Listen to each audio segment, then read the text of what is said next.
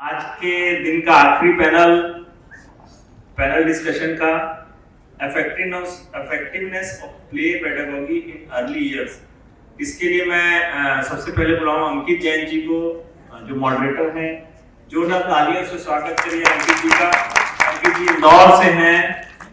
Doctor Mrs ममता Shukla, milestone school अपने आप में अर्ली चाइल्डहुड में बहुत अच्छा नाम है। ममता मैडम का पूरे देश में नाम है। नवीन भाई हैं हमारे बीच, जगदलपुर से हैं। नवीन भावसार जी संस्कार स्कूल के संचालक हैं और जो प्रदेश में बहुत अच्छे स्कूल संचालित हो रहे हैं उनमें से नवीन भाई का भी एक नाम है। एस चंद्रा मैडम हैं। अब इनको देख के आप इनका एक्सपीरियंस का अंदाज लगा लीजिए। बहुत स्वागत मैडम आपका। हमारे साथ महेश बालाकृष्णन सर हैं। Mahesh Balakrishnan sir international board के चेयरमैन हैं और हमारे बीच पिछले साल भी थे। ज्ञान का भंडार है। हम शांति से इस पूरे वर्कशॉप को सुनेंगे और मैं चाहता हूं कि अंकित जैन जी इसको मॉडरेट करें और ये सत्र का आखिरी वर्कशॉप है और हमारे ज्ञान को बढ़ाएं। धन्यवाद। Good evening, everyone. Welcome to the panel members, respected Ma'am Mamta Ma'am, Chandra Ma'am, Bhavsar Sir, and Mahesh Sir with us. And Mamta Ma'am, she is the President of Early Childhood Association for Chhattisgarh, and Chandra Ma'am is also associated with her Milestone Academy, Bhilai. Bhavsar Sir, he is from Sanskar School, Jagdalpur. Sanskar is a smart school. And Mahesh Sir, he is the head of IB for India. So, we will be discussing on the importance of play pedagogy in early years. And there are a few questions which I would be asking to the esteemed panel members. So, we will start because we have dearth of time. So, Mamta ma'am, shall we start? I will start with you. So, research consistently shows that structured, guided, and free play can have long-term positive effects on children's cognitive, social, and emotional development. Kindly let us know your thoughts. But then I'm so sorry to disturb you before that, because I just have to make ground for why we are discussing play. So all of you must have gone through the NCF document, National Curriculum of Framework for Foundational Years. In National Curriculum Framework, the importance of play has already been given, and the different kinds of play and what are its importance on the cognitive, emotional, physical development of the children. So play is also called as the highest form of research according to Albert Einstein, and he has very well quoted. So there is a lot of importance of play in children's life, especially toddlers, and what we were observing that play is being discouraged in our country, and it is rather discussed or perceived as the waste. But now the government and policymakers have realized that it is very important to have play in the lives of the children. So, Mamta ma'am, over to you.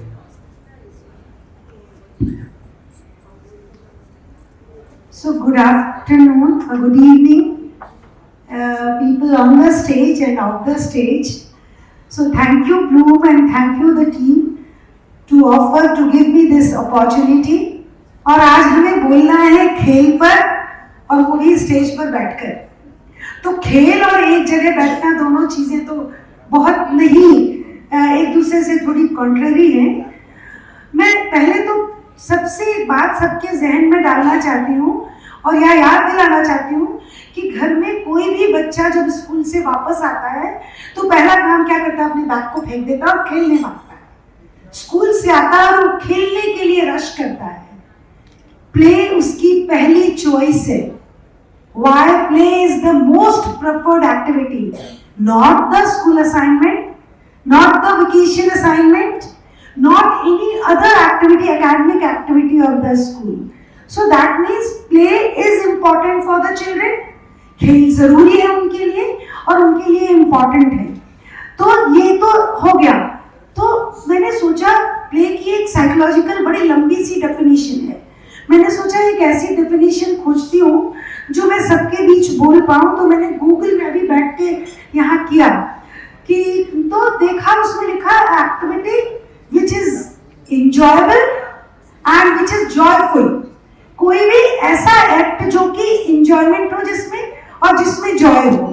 तो दोनों बातों को अगर जोड़ें तो बच्चे को enjoyment चाहिए और जॉय चाहिए. और हमारा क्या काम है, हमें उसे पढ़ाना है.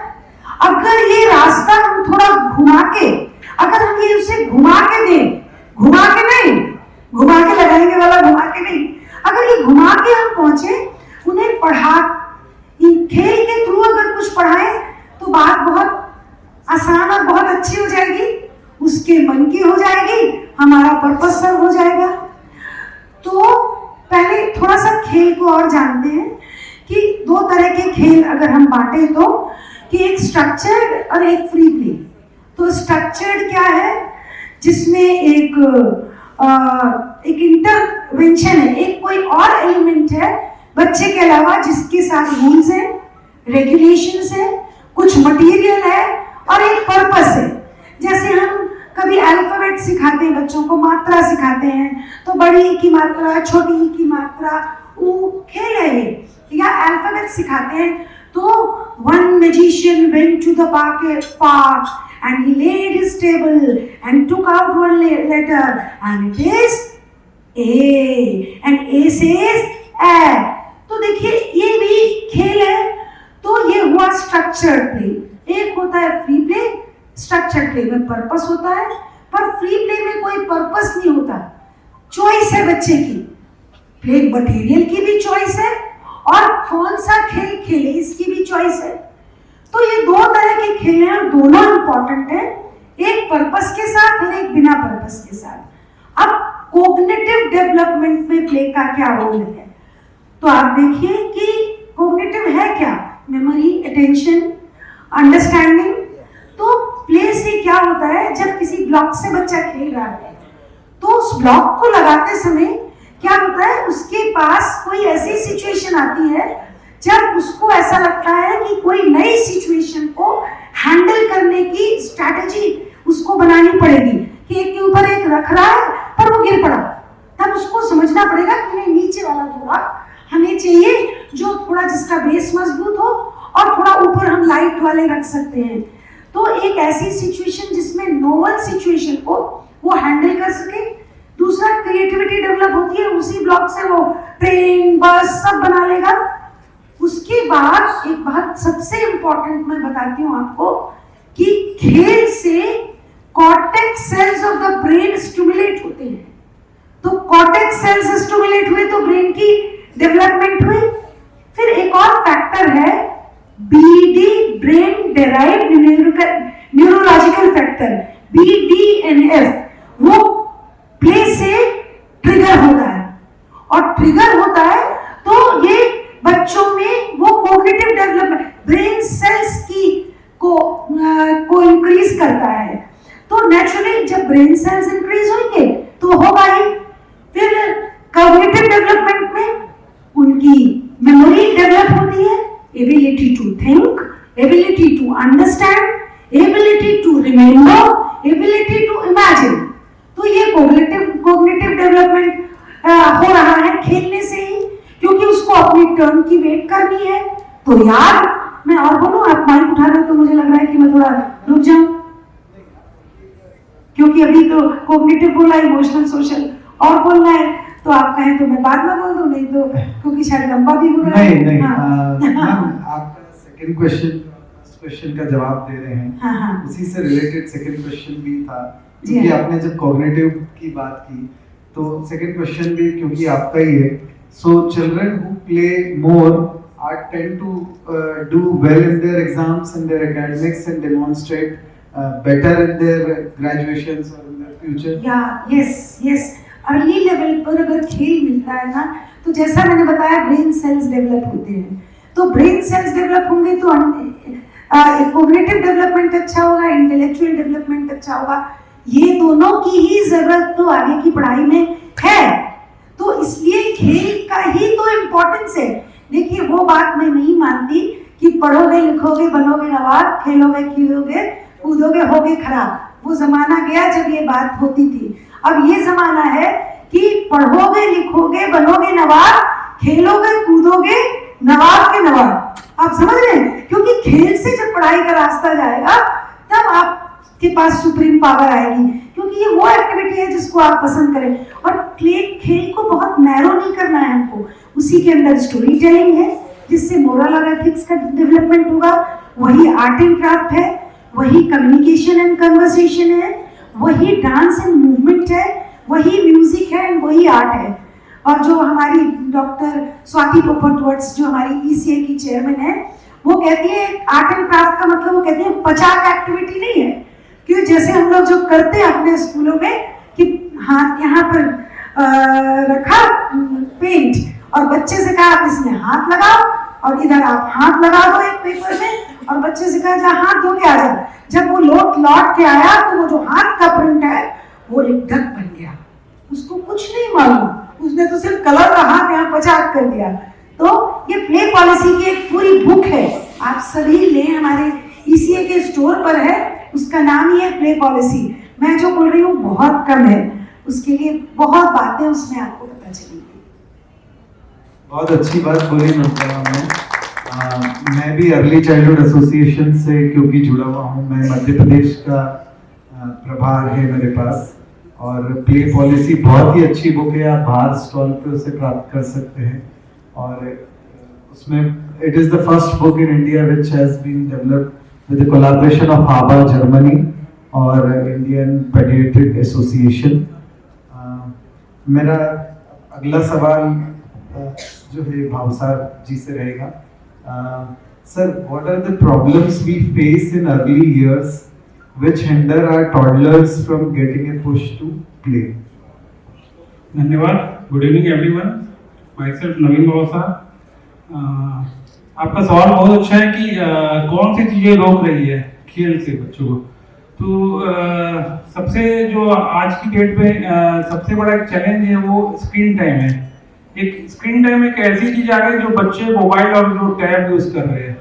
तो कुछ समय पहले कोविड के टाइम पे भी वो उसको यूज कर रहे थे एजुकेशन पर्पस से, लेकिन वो उनकी हैबिट पे आ चुका है।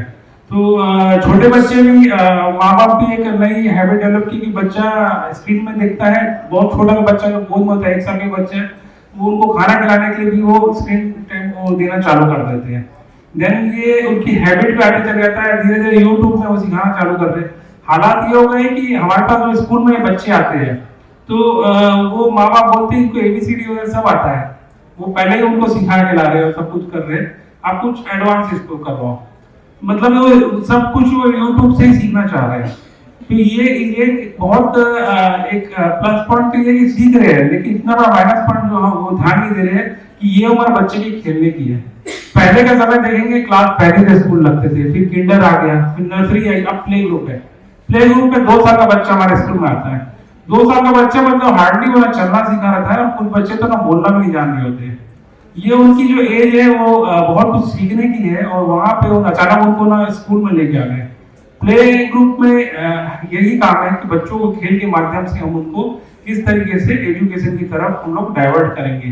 क्योंकि घर के अंदर रहने वाला बच्चा अचानक से बाहर की दुनिया में आता है, बहुत सारे बच्चों के बीच में आता है, तो वहां पे एक चैलेंज होता है कि उसको उस माहौल में सबसे पहले उसको रहने की आदत डालनी। तो ये सब कई चीजें रोकती है। स्क्रीन टाइमिंग तो पहला आ रहा है। दूसरा, आजकल के माँ बाप भी कुछ हद तक इसके लिए जिम्मेदार मैं मानता हूँ कि वो शुरू से ही बच्चे को ना रेस पे डालती है। वो जैसे मेरे एक रिलेटिव ने कॉल किया कि मैं CBSE में डालूंगा ICSE, मतलब वो नर्सरी के बच्चे से ना क्या एक्सपेक्टेशन कर रहे हैं, मतलब शुरू से जो है ना वो कहाँ आगे तक की बात कर रहे हैं। जबकि प्राइमरी तक का एजुकेशन जो है बच्चों के लिए बहुत इंपॉर्टेंट होता है, उसमें न सिर्फ पढ़ाई बल्कि बहुत सारी चीजों को उनको सीखने की जरूरत है। तो ये चीज आ रही है। हेलीकॉप्टर पेरेंटिंग बोलते हैं, जैसे बहुत ज्यादा स्ट्रिक्ट है बच्चों के लिए माँ बाप, और बहुत ज्यादा साथ में ना सेफ्टी के लिए भी बहुत ज्यादा कंसर्न हो गए। तो वो कहीं भी अपने बच्चों को छोड़ने के पहले डरते कि ना मैं इस बच्चे को खुले में छोड़ूं कि नहीं। इन द सेम टाइम ये भी एक प्रॉब्लम है कि ना बहुत सुरक्षित जगह है भी नहीं आज की डेट में जहाँ बच्चे ना आराम से खेल सके। पहले का माहौल और अभी के माहौल में ये भी एक चीज आ रही है। तो ऐसी कई चीजें आ रही है, हर्डल आ रहे हैं, जिसके कारण जो है बच्चे स्कूल तक तो पहुंच रहे हैं लेकिन खेल से जो दूर है अभी। तो इसमें बहुत से पॉइंट्स हैं, लेकिन आई थिंक समय का मैं तो उसको यही क्लोज करते। बिल्कुल सही कहा आपने। वो प्ले वीडियो वाला प्ले समझ रहे हैं, तो वो उसको प्ले करके वीडियोस देख रहे हैं, बट कि प्ले जो है उन्हें बाहर मैदान में जाके खेलना चाहिए, जहाँ 10 बच्चों से इंटरेक्ट कर सके और सोशल उनका डेवलपमेंट हो सके, फिजिकल डेवलपमेंट इंश्योर हो सके, इमोशनल डेवलपमेंट हो सके। एक बुक है बहुत अच्छी स्टुअर्ट ब्राउन की, उस बुक का नाम है प्ले। उसमें उन्होंने यही बताया कि दुनिया की जितनी भी स्पीशीज है, हालांकि उन्होंने उसमें पोलर बेयर और ऐसे कई स्पीशीज का बताया कि how they play in their system, जहाँ वो रहते हैं अपने हैबिटेट में, वो कैसे खेलते हैं। और जैसे शेर भी अपने बच्चों के साथ खेलता है तो वो उसको सारी स्किल्स खेल खेल में ही सिखा देता है कि कैसे शिकार किया जाता है। तो खेल जो है सिर्फ ह्यूमन बीइंग में नहीं है, बट खेल जो है it is essential in all the living beings of the earth. तो खेल का बहुत बड़ा महत्व है, और खेल को डिस्करेज करना या खेल का एनालिसिस करना कि इससे क्या सीखेगा, it is like killing a joke और एनालाइजिंग ए जोक कि इसका क्या सार है। तो ऐसा नहीं किया जाना चाहिए। और स्कूल में, क्योंकि आप सब एजुकेशन से जुड़े हुए हैं, अच्छा खेल का वातावरण बनाना चाहिए। ममता मैम ने बहुत अच्छा किया कि स्ट्रक्चर्ड प्ले और फ्री प्ले दोनों तरह का प्ले होना चाहिए। वन प्ले के जहाँ चॉइस और वॉइस हो बच्चों की, और बाकी स्ट्रक्चर्ड और गाइडेड हो, जहाँ the objective of the play is pre-decided that what would be the output after playing. So next question again to you, Bhavsar ji. How do you promote play in your school to assure a sound foundation for thought? Thank you. बहुत अच्छा सवाल है आपका। और play को हम school में जो किस तरीके से हम प्रमोट कर सकते हैं, ये एक अभी आज के समय की बहुत जरूरी चीज है। क्योंकि बच्चे जो है जैसे कि हमने कहा एकदम अलग दुनिया में आते हैं, जो स्टार्टिंग में जो प्ले और नर्सरी में जब आ रहे हैं, तो अगर उनको प्ले के माहौल में खेल के माध्यम से अगर पढ़ाना चालू करेंगे तो उनके लिए ये काफी इंटरेस्टिंग जगह उनको महसूस होगी स्कूल में, और वो स्कूल से भागने के बजाय स्कूल की तरफ भागेंगे और उनको लगेगा कि बहुत अच्छा टाइम मेरा जा रहा है। और वो खेल के माध्यम से जो है वो बहुत सारी चीजें लर्न कर सकते हैं, जो एक्टिविटी बेस्ड है उस तरह के हमको स्टडी जो हम अपनाना चाहिए।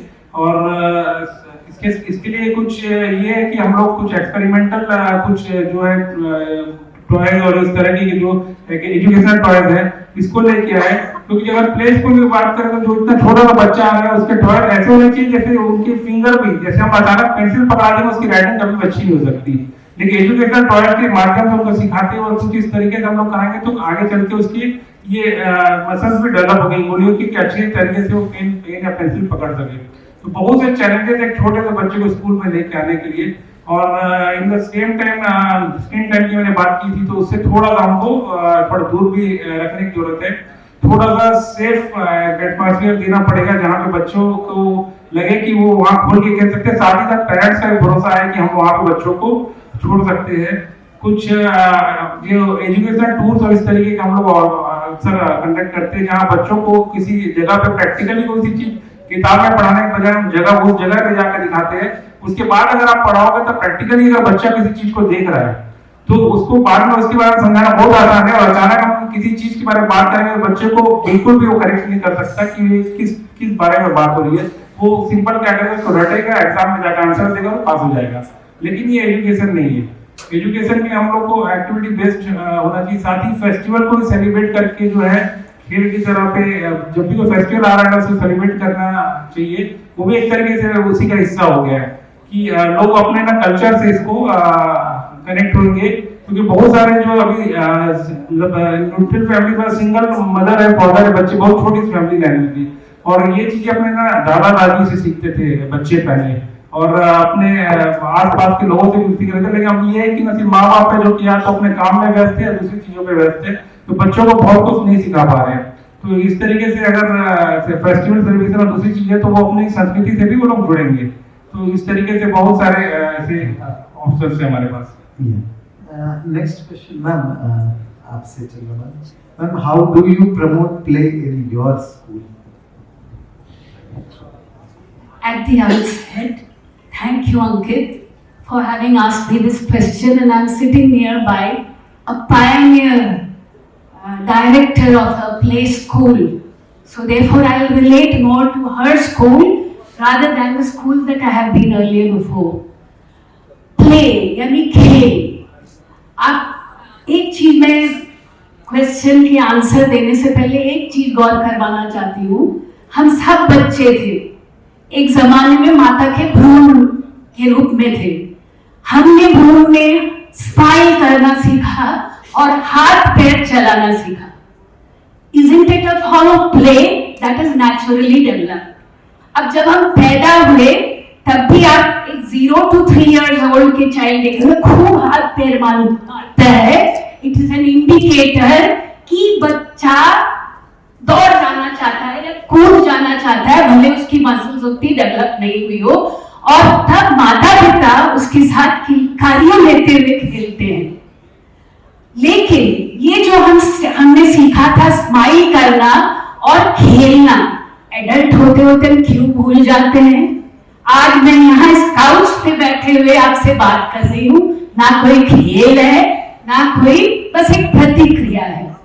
तो यही मैं अभी, एंड थैंक्स टू NEP 2020 कि इन्होंने करिकुलम बनाया है फाउंडेशनल स्टेज के लिए पहली बार। नहीं तो पहले मैं एक स्कूल चलाती हूँ, वो एक स्कूल चलाते, क्या सिखाना चाहिए, कितनी हद तक सिखाना चाहिए, कितनी हद तक पढ़ाना चाहिए, कितनी हद तक खिलाना चाहिए। तो दिस वाज, और कभी कभी पेरेंट्स आते थे, आप सिर्फ खिलवाते रहते हो, कुछ करवाते भी हो कि नहीं? This was the question and I am deliberately speaking in Hindi because उनकी भाषा वही होती, पेरेंट्स भी वही कहते हैं। Now this NEP foundational stage जो है addresses, please stop me if I am speaking a lot, or it addresses to the age group of 3 to 7, यानी play school and the earlier जो class 1 2 आता था formal education के लिए। So here play pedagogy यानी खेल शास्त्र या खेल शिक्षण शास्त्र जो है, इसमें becomes very important, and the most important thing is that which will involve the child physically. Ma'am ने कहा था physical movement होना चाहिए, so therefore we may have a jungle gym, we may have movement, we may have crawling and creeping exercise, उसके लिए equipment हो या ना हो, लेकिन as teachers or as guides we need to orient them to do those activities.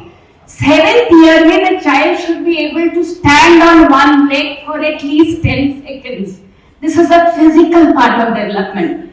Emotional, social development. जब group में खेलना start करते हैं, तो they start communicating with each other. और वहाँ पता चलता है हारना और जीतना दोनों सीखते हैं।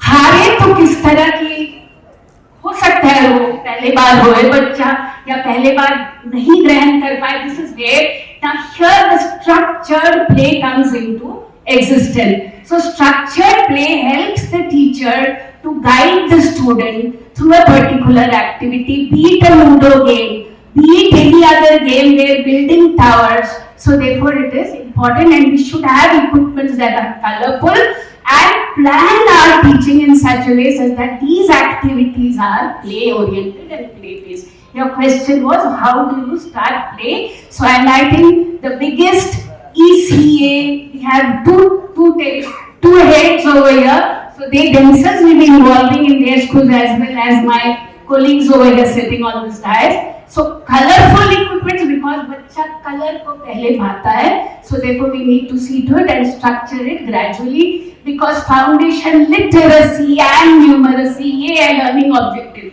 जैसे तो 17 learning objectives है जो कि physical development, literary development as well as emotional and social development address करता है।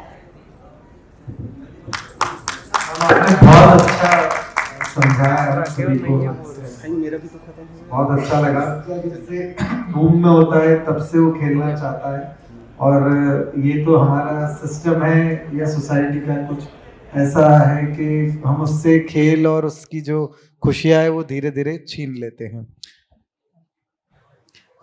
मैम ने एक बात और बहुत अच्छी बताई कि कैसा स्टिमुलेटिंग एनवायरनमेंट आपके स्कूल में होना चाहिए which promotes play and ensures the development of the child.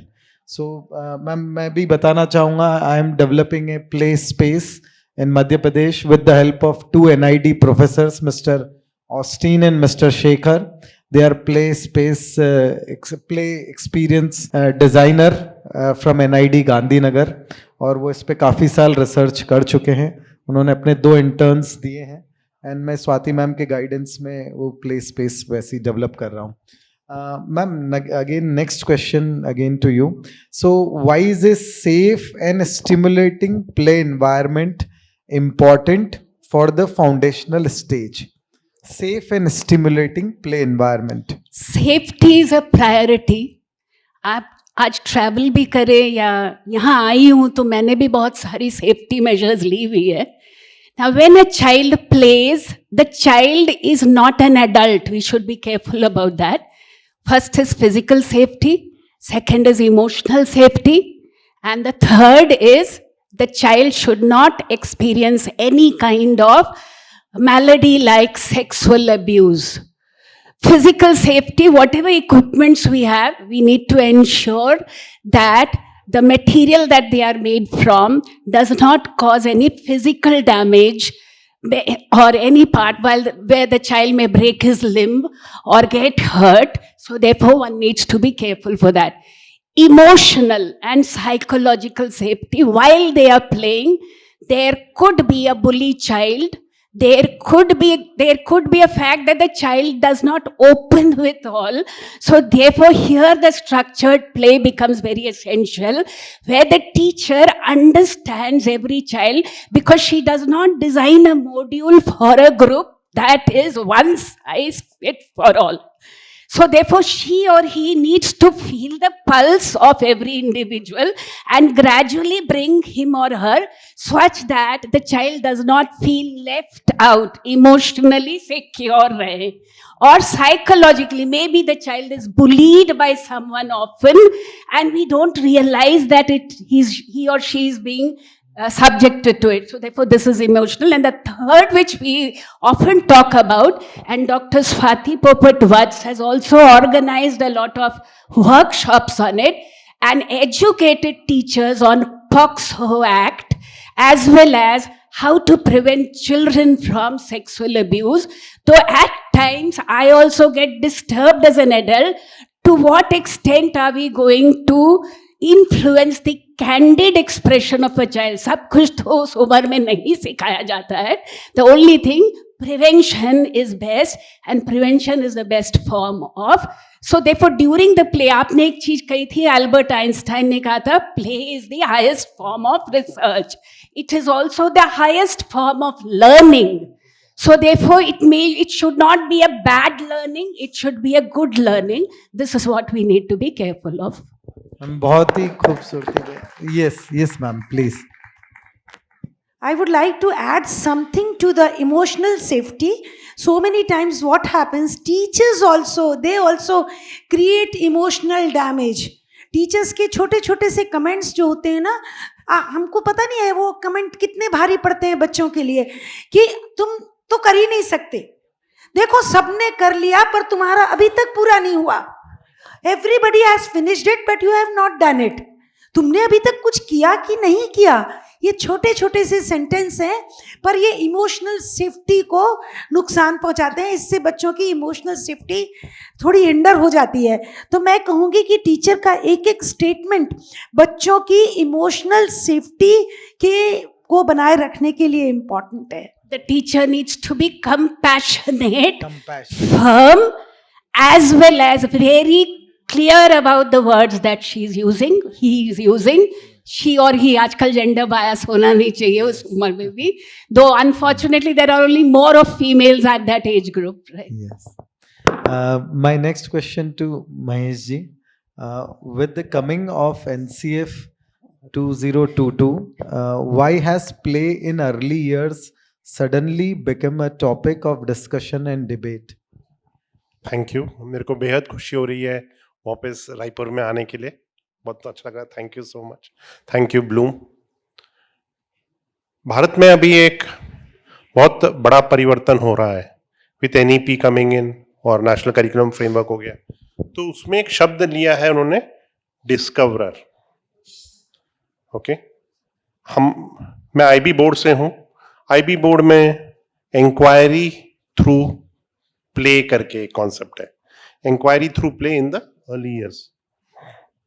Okay, और बाकी अब ऊपर जाएंगे तो इंक्वायरी मोड ऑफ लर्निंग, तो उसी से लिया गया है डिस्कवरर। तो उन्होंने ये देखा है कि हम लोग सब मशीन की तरफ, रट्टा मारने के तरफ जाते रहते हैं, उसको चेंज करने के लिए how do you do, and it's a long journey. आप नर्सरी में बच्चे को डालते हो, 10 साल के बाद बोलते हैं आप तो डफर हो। वो डफर किसने बनाया है? वो तो स्कूल ने बनाया है ना? तो this is very important for us to look at why. So हमारे यहाँ पे तो आईबी में तो हम तो इंक्वायरी थ्रू प्ले करते ही हैं। तो इन्होंने जो बोला उसमें मैं एक चीज बोल देता हूँ, गाइडेड प्ले हम बोलते हैं, where you set in rules. और अंकित जी ने भी बोला, हम उसको बोलते हैं student agency, choice, voice and ownership. मतलब अगर बच्चे को हम चॉइस दें, ओके, प्रेफरेंस, और उसको बोले वॉइस दें, आवाज दें, वो अपना बोल सकता है कि आज मैं नंबर्स नहीं सीखना चाहता, मैं कलर सीखना चाहता हूँ, ओके, या मैं खेलना चाहता हूँ, मैं बुक्स नहीं पढ़ना चाहता, मैं मिट्टी में जाके खेलना चाहता हूँ, मैं रेत में जाके खेलना चाहता हूँ। तो वो चॉइस और वॉइस है। और ओनरशिप क्या है? हम सोचते हैं बच्चों को हम ओनरशिप नहीं देंगे, बड़े ही हम डिसाइड करेंगे कि आपको क्या करना है। अगर बच्चे उस अपने लर्निंग जर्नी में इन्वॉल्व हैं तो उनकी लर्निंग बहुत अच्छी होती है। ओके, तो हम कहते हैं inquiry through play. Why, what, when, ऐसे जब हम सवाल पूछते हैं, उनको प्रोवोक करते हैं, तो लर्निंग बेटर होता है। और प्ले के लिए भी इन्होंने बोला है पॉलिसी में, यूजिंग टॉयज, क्विजेस, ऑब्जर्वेशन, ये सब असेसमेंट एंड अदर टूल्स भी हैं इसमें। मैं थोड़ा सा डाइग्रेस करके बोलता हूं क्योंकि इंक्वायरी का आपको समझाने के लिए, ये मैंने पिछले बार भी बोला था, हम बोलते हैं कि हमारी जो प्रणाली है वो बहुत अच्छा फिट होती है दो हिंदी मूवीज। एक है 3 इडियट्स, आप सबने देखा होगा। ओके, तो लोग जनरली पूछते हैं कि सवाल क्यों पूछता है ज्यादा, ओके, बट एक बच्चे का जो क्यूरियोसिटी रहता है, ओके, हर बच्चे में एक इनहेरेंट क्यूरियोसिटी रहता है। अगर वो क्यूरियोसिटी हम उसको खत्म कर देते हैं, अगर आप देखोगे Montessori, pre school, play school, बच्चे खुशी खुशी जाते हैं, या होना चाहिए। और मेरा ये ऑब्जर्वेशन है, पेरेंट्स क्या करते हैं, there is one set of parents who send their kids happily to pre school, first day of pre school, बच्चा रोता हुआ जाता है। दूसरा है बच्चा और पेरेंट दोनों खुशी खुशी, ओके, कुछ बच्चे ऐसे होते हैं मम्मी को बोलते हैं बाय बाय करके स्कूल के अंदर भाग जाते हैं, ओके, इतनी खुशी होती है उसमें। और तीसरा होता है one of the two is unhappy. But अगर बच्चा हैप्पी है तो over a period of time parents will be happy. ये बहुत जरूरी है। I think NEP and NCF talking about play based learning is very important. काफी फ्रेंचाइजेस हैं प्री स्कूल्स के जो फॉरेन पद्धति को लेके यहां आते हैं इंडिया में, वो भी हैं, वो भी सब इसको प्रैक्टिस कर रहे हैं। They didn't wait for NEP, okay, they brought those best practices and did that. These two ladies have been talking about Dr. Swati, who's a good friend of mine. I can say that. So she's also been practicing it. She didn't have to wait for NEP. Okay, वो तो that pedagogy, that change in the preschool in the early years, she's been advocating it for many years. तो मैंने आपको एक बोला था 3 idiots, right? अगर आप स्कूल टीचर्स से बोलेंगे या स्कूल प्रिंसिपल से आज के दिन भी पूछेंगे, सबको पिक्चर अच्छी लगी थी, लेकिन कोई ये नहीं बोलेगा कि मेरे को वैसा बच्चा आज भी चाहिए स्कूल में. They don't want. मैं दूसरे साइड पे आता हूं कि उसका इंपॉर्टेंस क्या है. कि एक और पिक्चर आई थी तारे जमीन पर. Play is a very important method of finding out learning disabilities. Okay, आप इसको सीधा सा मत समझे, क्योंकि अगर आप देखेंगे स्पेक्ट्रम डिसऑर्डर और वो सब काफी बढ़ गया है इंडिया जैसे कंट्रीज में भी. Some people attributed to food, some people attributed to various reasons. But the reality is that we are finding out those kids, and play-based learning is also an interventional tool. Can be used very effectively. Second is, आजकल families बहुत nuclear हो रहे हैं.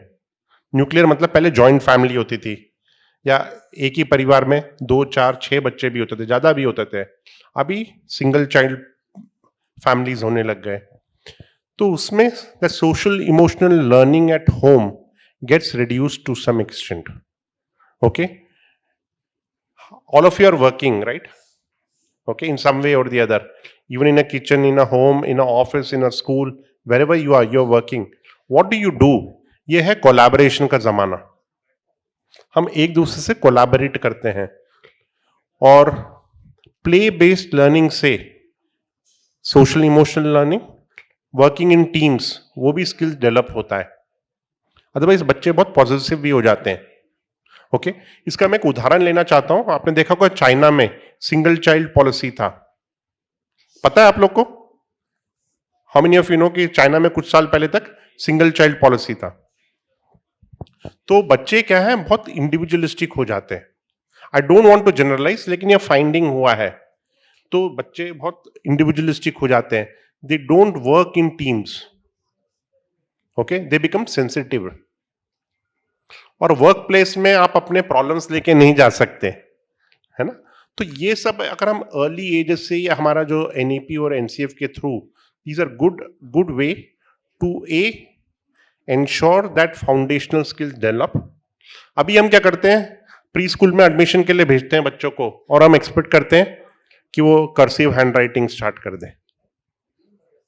Okay, हम बच्चे को चुप कराने के लिए आइदर मोबाइल में एक वीडियो प्ले कर देते हैं या एक चॉकलेट दे देते हैं.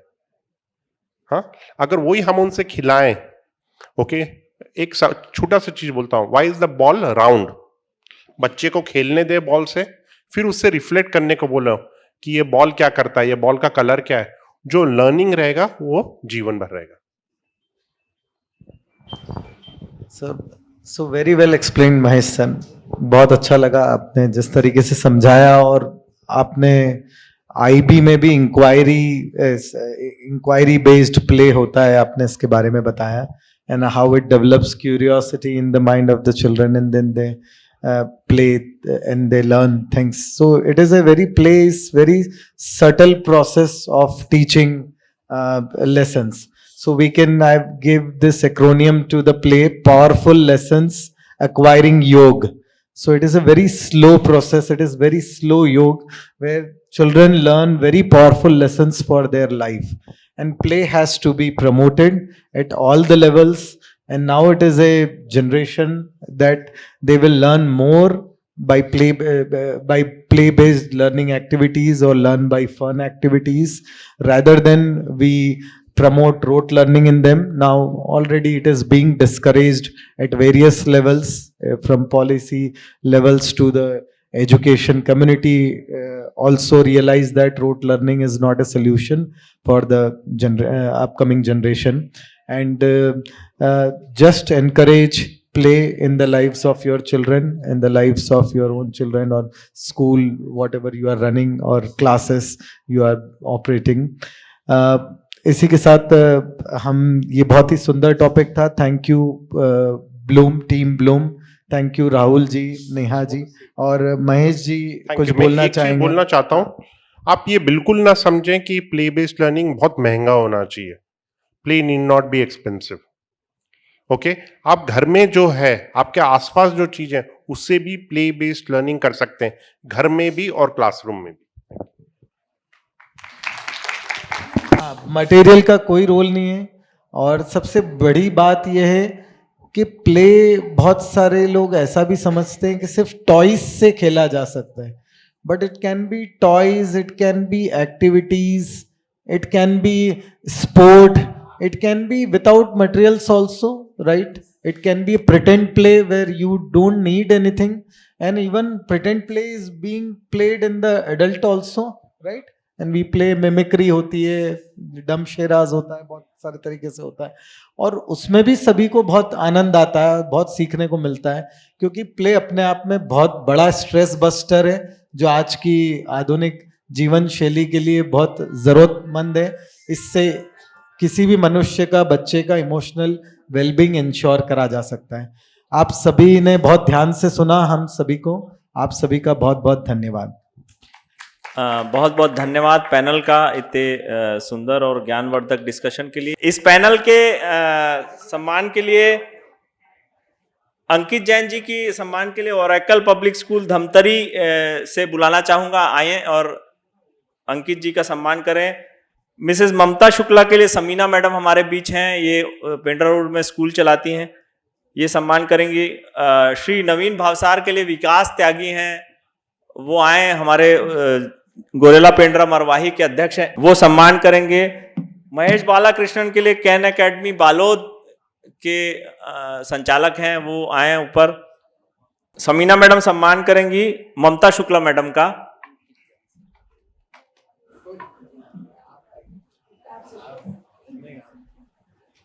शॉल और मोमेंटो से सम्मान करेंगे। एस चंद्रा जी का सम्मान करेंगे आकृति स्कूल धमतरी। आकृति ना जाएंगे नहीं स्टेज से, हम लोग सब एक साथ फोटो खिंचाएंगे। विकास त्यागी जी आ जाएं। श्री नवीन भावसार जी का सम्मान करेंगे।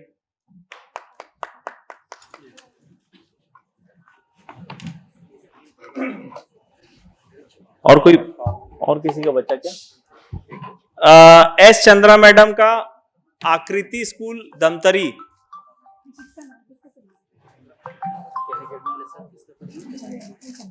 इनका महेश बालाकृष्णन सर का।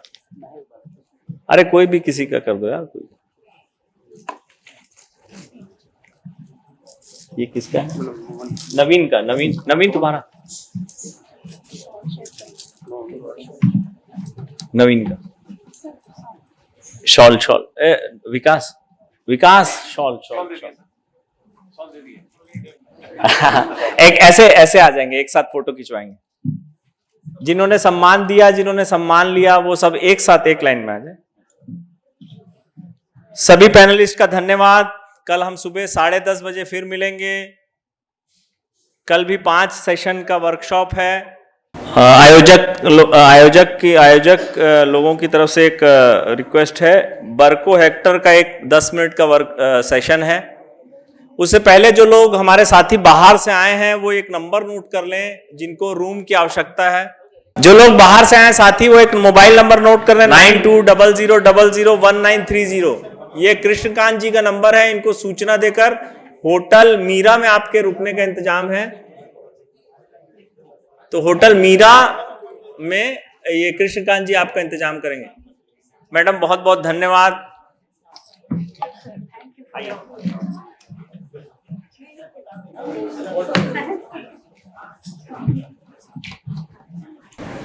बर्को हेक्टर के कोई सज्जन हैं जो प्रेजेंटेशन देना चाहते हैं?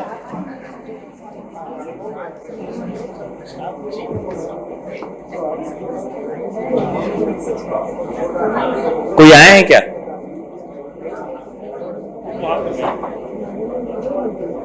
या है कम 5 मिनट हम उनको सुनेंगे, फिर उसके बाद आज के इस वर्ग कार्यशाला का समापन होगा।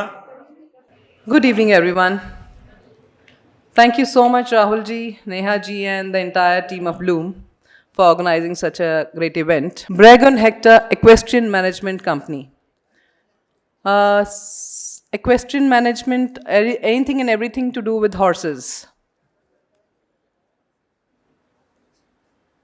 Good evening again. This is Geeta Singh. My name is Geeta Singh, founder at Brego and Hector.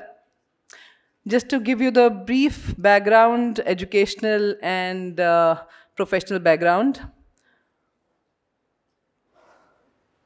I'm a gold medalist and record holder in swimming from Motilal Nehru School of Sports, Rai. I've been born and brought up in Haryana. Haryana का नाम आते ही sports but obvious ध्यान में आएगा. So by default, by DNA, by state wise it happens to be in my blood. तो बचपन से ही और आज हम जहाँ बात कर रहे हैं, हम एक डिफरेंट एरा में बात कर रहे हैं स्पोर्ट्स की, जहाँ स्पोर्ट्स काफ़ी प्रमोट कर रहे हैं लोग, जहाँ स्कूल के लेवल पे प्रमोट हो रहा है स्पोर्ट, जहाँ पेरेंट्स प्रमोट कर रहे हैं. But when I am talking a decade where sports was not so looked up to. आप स्पोर्ट्स खेलते हैं तो इसका मतलब आप ज़्यादा कुछ नहीं करते हैं. आप अगर कोई पेरेंट पूछ रहे हैं, कोई टीचर पूछ रहे हैं आपको क्या करना है, आप स्पोर्ट्स खेलते हैं तो इसका मतलब आप पढ़ाई में सिर्फ ठीक ठाक हैं, आप बहुत अच्छे नहीं हैं.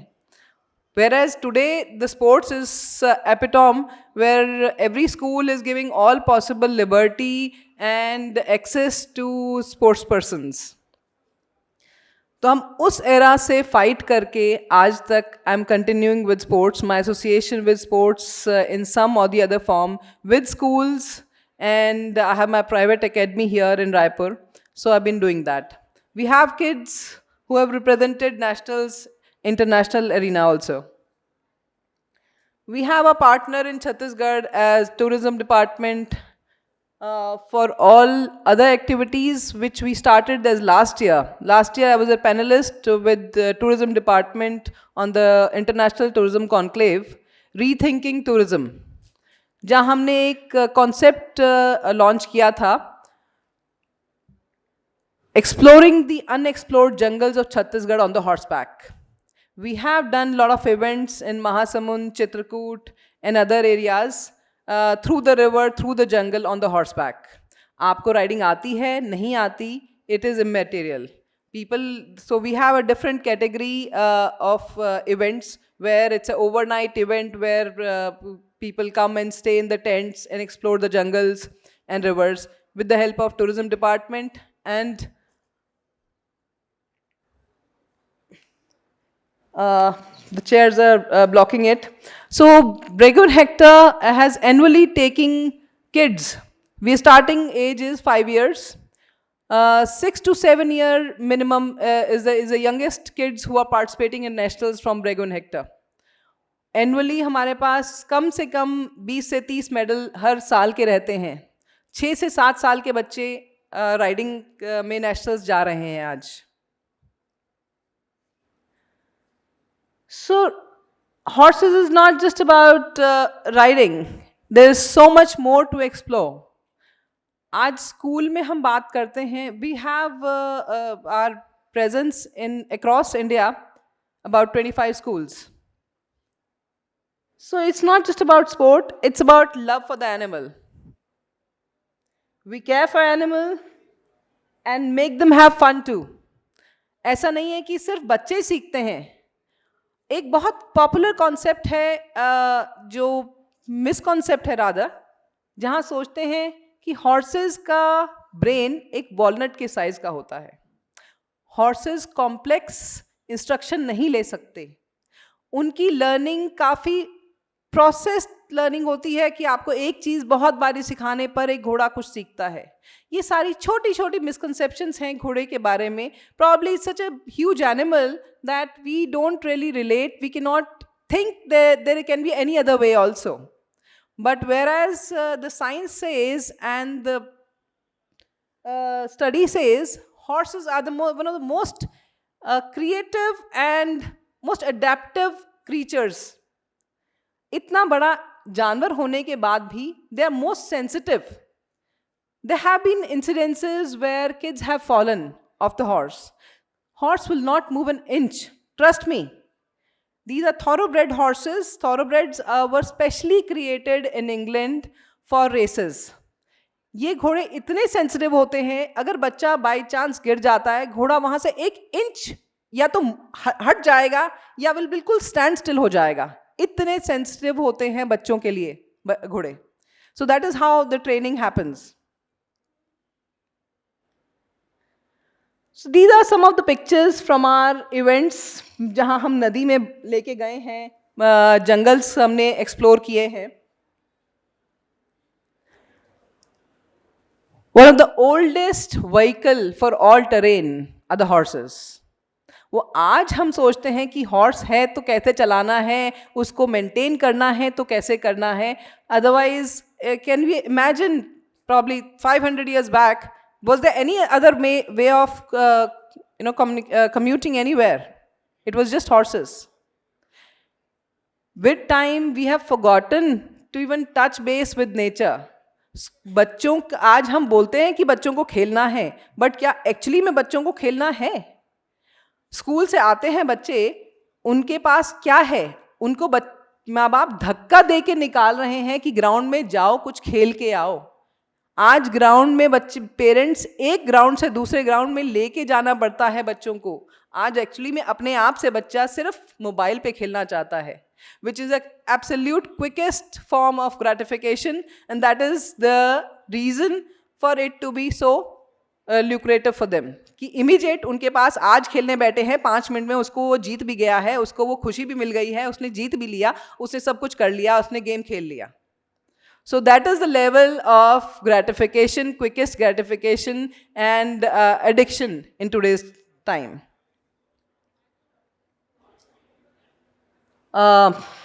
Most of it is hiding because of the sofas. So riding में सिर्फ ये नहीं है कि एक sport है. This corrects postures. हम backbone के postures तक भी correction होती है horse riding से. Muscular health तो है ही. This is the only sport. There are many things about this sport which is very unique. Unique to the extent, ये एक ऐसा स्पोर्ट है पूरे वर्ल्ड वाइड जहां कंपल्सरी है फॉर ऑल ऑफिसर ग्रेड. कोई ऐसा स्पोर्ट नहीं है जो कंपल्सरी है. IAS, IPS, army, these are the 3 grades that we consider across the world officer grade. This is a compulsory sport for all 3 of them across.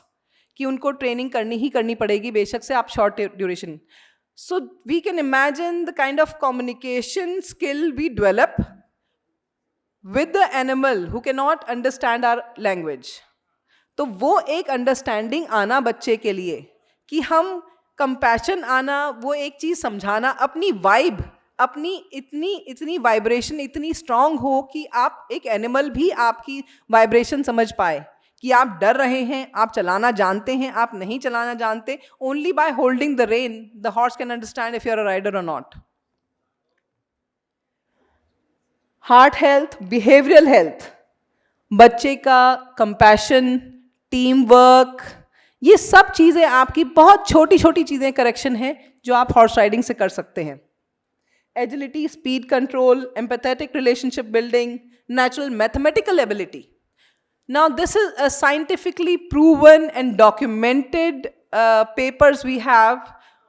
Kids who are riding every day, the mathematical ability, the cognitive ability in that child is much higher than any average kid. ये आपकी science proven है. आपके there is a UK study on this, UK Sciences. They have published reports on this. Our hoof prints so far. These are the pictures the earlier CM had given us the awards for representing India in UK. 15 years we are in this organization, and we have representing nationals and international arena. So far we have trained 4,000 plus students, led India and UK and Germany. Guest trainers we have from Irish Society. Brego and Hector, these are the name that came because we have the association with Irish Society. These are the old war horses. So far we have 300 plus horses representing in New Delhi, Raipur, Dehradun, Gwalior, Alwar, MP, and lot many places in Chhattisgarh. We have schools association in all these states. These are some of the highlights. Again, pictures from some of our events. Therapy. There's a equine therapy that we are involved with, जिसमें horse medium होता है. Today we hear lot of schools, it's hard for them to handle anxiety disorders with children. Depression is such a common thing. आपको ये चीज़ sports as a very fact कि sports में होने से ही ये सब चीज़ें काफ़ी चीज़ें हैंडल हो जाती हैं. एक स्पोर्ट्स ऐसा माध्यम है जो आपको फेल होना सिखाता है. Education by far is modelled in such a way कि आपको सिर्फ वो जीतना सिखाता है, आपको 90+% लाना ही सिखाता है. Only when you grow up and when you gone way too far to realize that you have failed in life and it's not easy for you to take it. So sports is the only way for you to know that you can fail gracefully and come back the next year.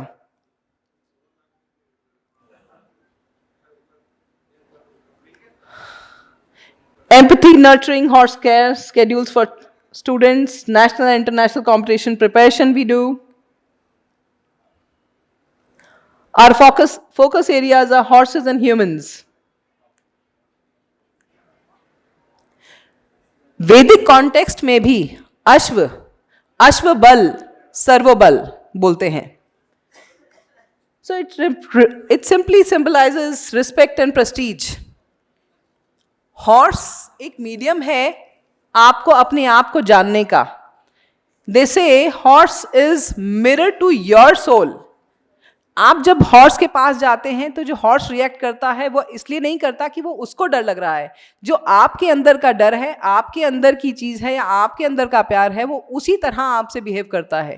That is the reason it's called mirror to your soul.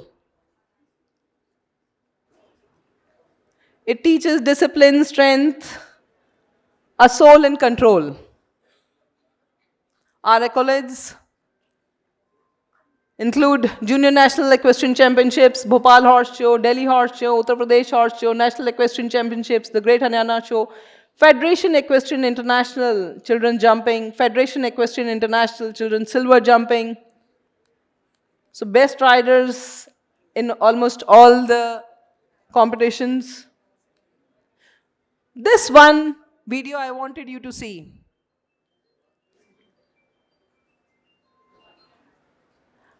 अगर आपने अभी Asian games देखा हो, one of a finest rider, he got eliminated because he forgot a jump. Can you imagine? वो एक season rider था जिसने कितने कॉम्पिटिशन्स खेले हैं, जिसने इस एरिना में जाने के बाद आपको left right first second third jump याद रखना, किस टाइम में कहाँ लेफ्ट मुड़ना है, कहाँ राइट मुड़ना है. There lot of noises from outside. उसके बाद उस कंट्रोल में रखना अपने घोड़े को, उस रिदम में रखना. It is lot of learning for a student which can not be taught by any other way. No book, no chapter can teach this. Constantly being present what you're doing. Last में एक wall jump किया है. ये wall ऊपर जाता है. This wall goes up to 6 feet, 10 feet also.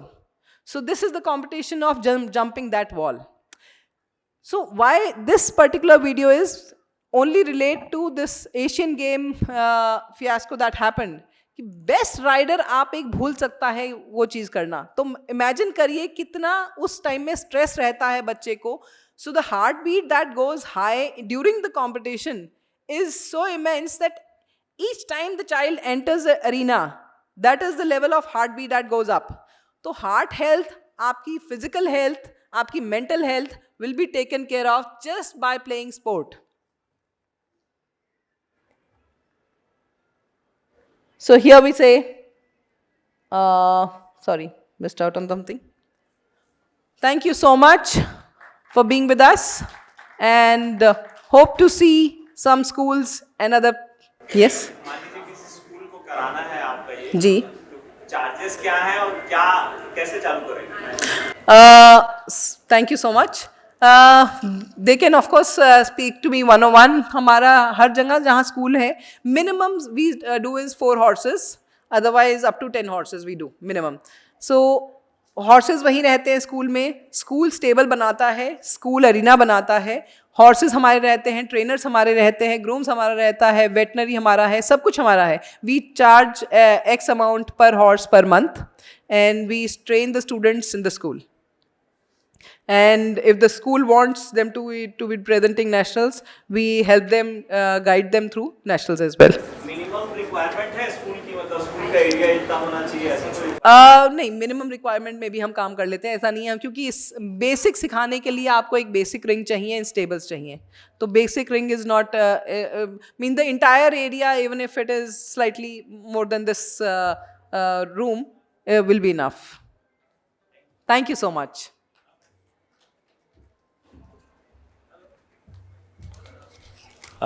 सभी उपस्थित लोगों का बहुत बहुत धन्यवाद. अब ये आज का सत्र विधिवत समापन की घोषणा करते हैं. कल सुबह हम फिर 10:30 बजे मिलेंगे. कल भी 5 वर्कशॉप हैं. मैंने जैसे बताया, जो बाहर से साथी आए उनके रुकने का इंतजाम होटल मीरा में है. वो जिनके पास आई कार्ड ब्लूम का है इस टाइप का, वो अब रखेंगे. कल भी ये वैलिड है, कल नया रजिस्ट्रेशन कराने की ज़रूरत नहीं. हम कल मिलते हैं फिर सुबह 10:30 बजे. धन्यवाद. VR आ जाइए. VR ट्रेंड्स का लकी ड्रॉ है.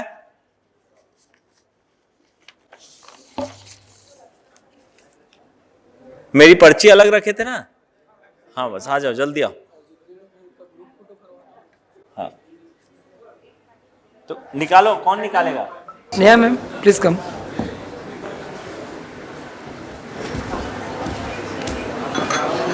तुम आना. चलो मैं आके देता हूँ.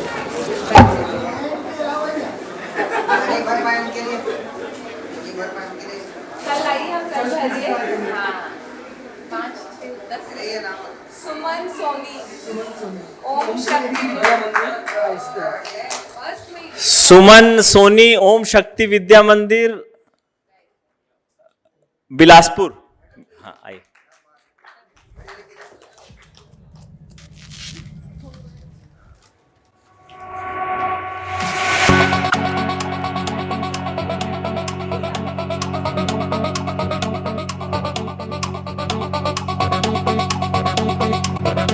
Thank you very much.